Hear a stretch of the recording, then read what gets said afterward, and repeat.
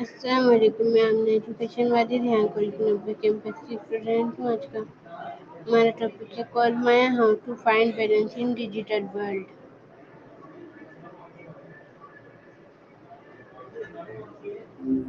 Hi, what's going on? What does a Good balance morning. what does a balanced digital life mean to you?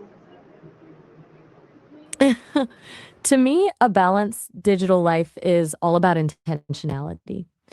It's knowing when the screen is adding value to your life, like connecting with a friend or learning something new, and when it's just a way to avoid being present. I think the real magic happens when the tech serves us rather than us serving the tech. How does that land with you? Why is it important to find balance between online and offline life? I think it's because our brains aren't really built for the constant stream of noise that comes with being online. If you're always plugged in, you miss those quiet moments where your best ideas actually show up. Plus, there's a huge difference between seeing a highlight reel of someone's life on a screen and actually feeling the energy of a room when you're with people. Do you feel like one side of that balance is pulling you more than the other lately?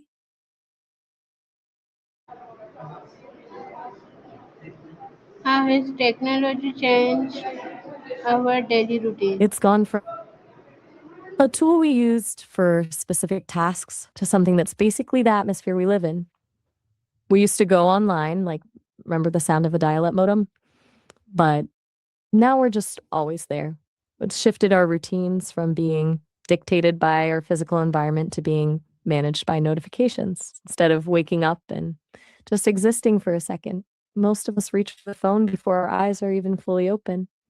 I think it's made us more efficient, sure, but it's also made our downtime feel like productive time, which is a weird kind of pressure.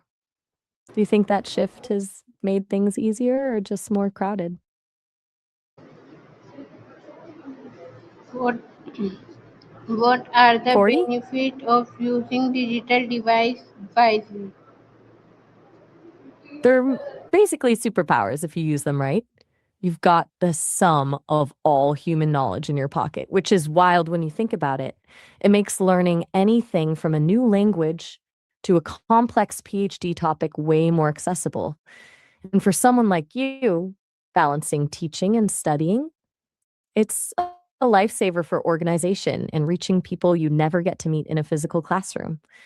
I wonder if you found a specific tool that's actually made your day to day feel lighter.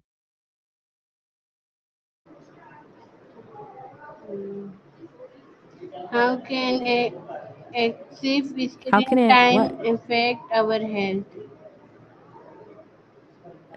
Wait, I think I missed a bit of that. Are you asking how screen time affects our health?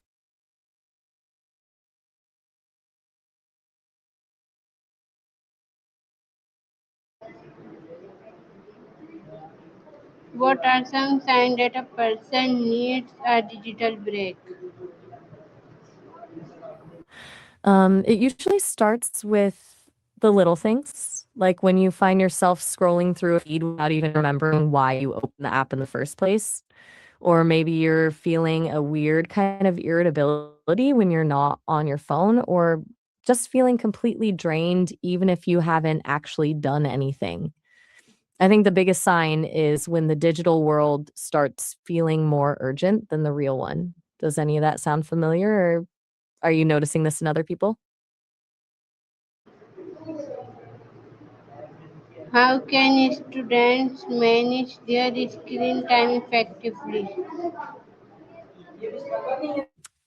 I think the best way is to stop treating it like a battle of will and start treating it like an environment design problem. For students, that often means creating sacred spaces like a phone free desk or a specific time of day where the tech is completely out of sight. Things like the Pomodoro technique are great because they give you a defined endpoint. So the brain doesn't feel like it's in a constant state of multitasking. I'm curious, do you think the pressure to be always on is coming more from the school side or the social side for most students?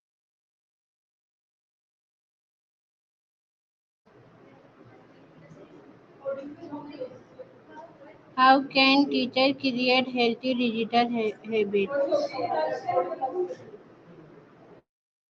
Yeah, I think for teachers, the biggest thing is modeling the behavior they want to see.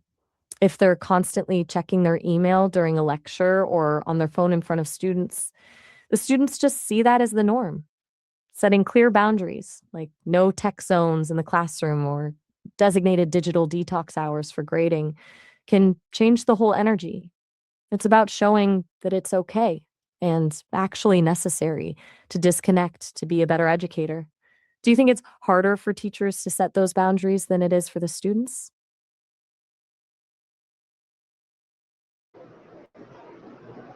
Fair enough. I guess teachers have a bit more of the authority to just set the rules. Do you think that make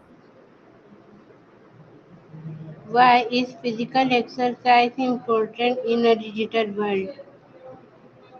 because it's the ultimate reset button for the brain. When you've been staring at a screen for hours, your world shrinks down to a few inches of glass. Moving your body forces you to reconnect with your physical surroundings and reminds you that you're a biological being, not just a data processor. It's basically the only way to truly shake off that digital fog. Do you have a go to way to clear your head when you've been working too long?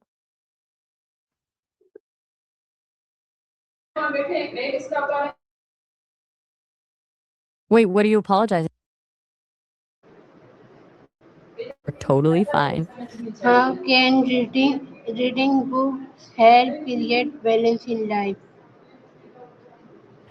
There's nothing quite like the way a book slows you down.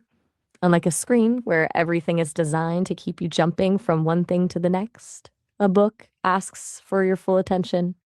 It's like a gym for your focus. It trains you to settle into one thought and actually dive deep into another person's perspective. I think that kind of mental stillness is the perfect antidote to the chaos of a digital life. Do you have a favorite genre that helps you tune everything else out? How can we use technology for learning instead of wasting time? I think the secret is to move from passive consumption to active creation. Instead of just scrolling through a feed of information, use the tech to build something like a digital notebook for your PhD research or a platform to share your teaching insights. When you're the one driving the tool for a specific goal, it stops being a time sink and starts being an accelerator. Do you think most people just don't know how to make that switch, or is the tech just too good at distracting us? What is one digital habit you would like to improve? Honestly, if I had a physical brain to train, I'd probably want to get better at not getting sucked into a rabbit hole of random facts. I can find a weirdly specific piece of info about like the history of salt, and suddenly 2 hours have passed. It's a bit of a loop. I wonder if you've ever found yourself totally lost in a topic that has nothing to do with your PhD or your teaching. What advice would you give to others about finding balance in a digital world? I tell them to start small. Don't try to overhaul their whole life in one day. Just pick one analog ritual, like reading a physical book for 10 minutes before bed or leaving the phone in another room during a meal, and protect that time fiercely. Once you realize how much better you feel in those small gaps of silence, the rest of the balance starts to feel less like a chore and more like a necessity. I'm curious, based on everything we've talked about, do you feel like you've found your own version of that balance?